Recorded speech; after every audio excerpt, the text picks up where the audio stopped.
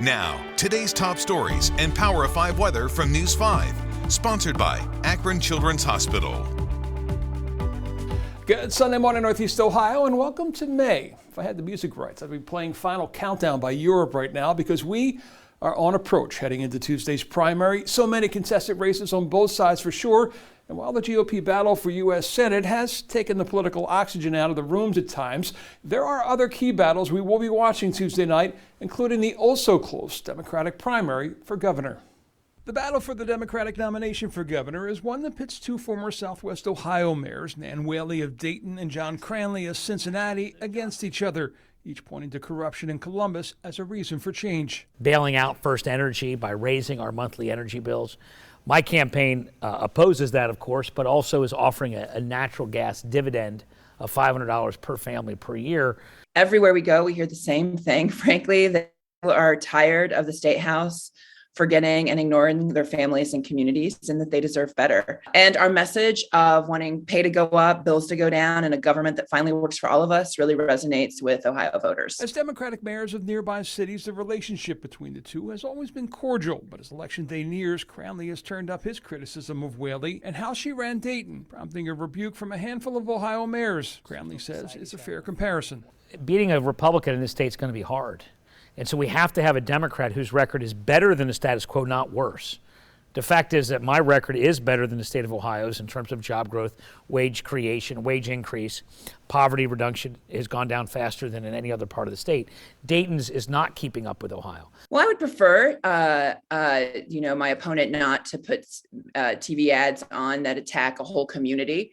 Look, I'm really proud of the race we've run. We've ran a positive race on ideas. We haven't put any money behind attacks. We've pointed out policy differences. All right, a couple of housekeeping notes. Early voting is happening today at your local Board of Elections from 1 p.m. until 5 p.m. Then tomorrow from 8 a.m. until 2 p.m. Then things shut down so they can get ready for Tuesday. Also, this reminder for Ohio voters currently registered as nonpartisan or independent.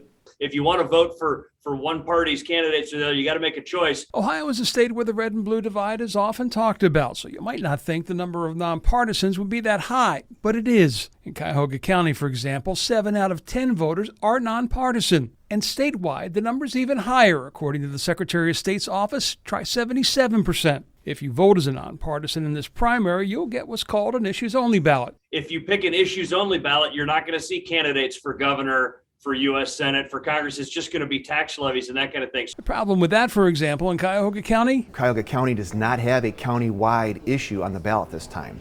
So because of that, most jurisdictions will only have a Democrat or Republican ballot available for them. The good news is in Ohio, our primaries are partially open. That means if you are a nonpartisan and want to vote in one of the primaries, there's no paperwork to fill out. You just simply request the ballot you want. So they can choose a Democratic or Republican ballot, regardless of what their party currently is or if they are unaffiliated. You will then be registered as a member of that party, though, until you vote in the next primary election. All right, switching gears, new numbers out show the nation's foreclosure rate is once again on the rise, with Ohio one of the states with the sharpest increase, and Cleveland the hardest hit among all U.S. cities. So nationwide, 1 in 1,800 homes was in foreclosure in the first quarter of this year. Ohio was nearly double that, 1 in nearly 1,000 homes, which was third highest in the country. And a large reason for that was Cleveland, where the rate was double the state's, with 1 in every 535 housing units with a foreclosure filing. Now, a major factor in that is the ending last August of the federal moratorium on foreclosures, leaving homeowners who paused loans over the pandemic to deal now with overdue payments. During the pandemic, a lot of programs,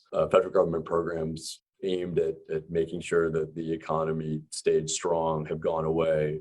And a lot of experts are saying that in particular is the reason that we're seeing a spike in foreclosures. Michael Goldberg of Case's Weatherhead School of Management says another major factor hitting struggling homeowners right now is simply inflation. Folks that are paying more at the pump or at the grocery store for groceries and gas to get themselves to work are having to make very hard decisions about where scarce dollars will go towards, and they're running behind on their mortgage payments. Unfortunately, the way the Federal Reserve looks to bring inflation into check is by raising interest rates, which causes yet another problem for some struggling homeowners. Certainly for those folks that maybe were hoping to refinance their mortgage and get lower rates and thus a lower monthly payment. That ship has sailed, and it's likely going to be a while until we see lower rates. Another factor to watch in the future, he said, as those interest rates rise, is the impact of that on those who finance with adjustable rate mortgages. That also, perhaps not at this moment, but as we move further into 2022, well, folks, rates are rising, it's going to cost them more, and that could impact foreclosures even more significantly. Now here's the flip side. While the study did find a significant jump year to year, it also found that foreclosure activity is still only about 57% of what it was in the first quarter of 2020 before the pandemic hit. With Democracy 2022, I'm John Kosick. Enjoy your Sunday. Hey everyone, meteorologist Cameron Hart with your weather update. It was a soggy, stormy start to your Sunday. The good news is, as we make our way closer to the lunch hour, any of those showers and storm threats start to move on out for a brief period. You get to the later afternoon hours into the early evening, you're going to see more showers and storms roll on in. About 3 to 8 p.m. looks to be the main time frame to when we could see more storms, some of which could be packing a punch. Keep that in mind. We dry out for your Monday, but it will be cooler. Afternoon high of 64. Sponsored by Akron Children's Hospital.